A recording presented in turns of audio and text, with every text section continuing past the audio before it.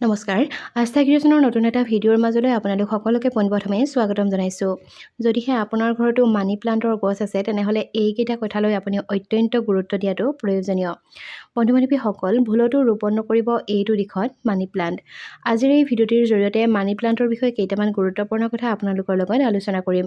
আশা কৰিছোঁ আজিৰ এই ভিডিঅ'টিৰ জৰিয়তে আপোনাৰ যথেষ্টখিনি উপকাৰ হ'ব, সেয়েহে ভিডিঅ'টো স্কিপ নকৰাকৈ শেষলৈকে চাই থাকিব। বাস্তুশাস্ত্ৰত উদ্ভিদৰ বিষয়ে বিশেষ মহত্ব আছে। যিখন ঘৰত ৰাখিলে অৰ্থাৎ যিখন ঘৰত মানি প্লাণ্টৰ লগতে আন বিভিন্ন ধৰণৰ গছ-গছনি, লাকি বেম্বো ইত্যাদি ৰখা হয়, সেইখন ঘৰলৈ সুখ আহে বুলিও কোৱা যায়। লগতে ঋণাত্মক উৰ্জাৰো নাশ হয়। সেই বিশেষ উদ্ভিদৰ ভিতৰতে এজোপা হৈছে মানি প্লাণ্ট। এই উদ্ভিদে ধন আকৰ্ষিত কৰাৰ লগতে মানি প্লাণ্ট ঘৰত ৰোপণ কৰিলে অত্যন্ত শুভ বুলি মনা যায়। মানি প্লাণ্টক ঘৰৰ উত্তৰ-পূব দিশত ৰোপণ কৰিব নালাগে, কাৰণ এনে কৰিলে ঘৰলৈ দৰিদ্ৰতা আহে বুলি কোৱা যায়। মানি প্লাণ্ট সদায় দক্ষিণ-পূব দিশতহে ৰোপণ কৰিব লাগে। ইয়াৰ দ্বাৰাই ঘৰত ধনাত্মকৰ লগতে সুখ সমৃদ্ধি বাস কৰে বুলিও কোৱা যায়।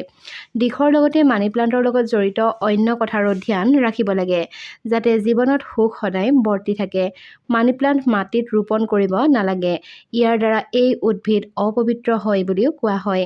গামলা নাইবা বটল নাইবা টাবত আপুনি মানি প্লাণ্ট ৰোপণ কৰিব পাৰে।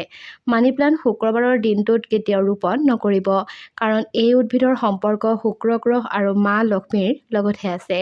বন্ধু-বান্ধৱীসকল, এইকেইটাই আছিল মানি প্লাণ্টৰ বিষয়ে কেইটামান গুৰুত্বপূৰ্ণ কথা। আশা কৰিছোঁ এই ভিডিঅ'টিৰ জৰিয়তে আপোনাৰ যথেষ্টখিনি উপকাৰ হ'ব। ধন্যবাদ।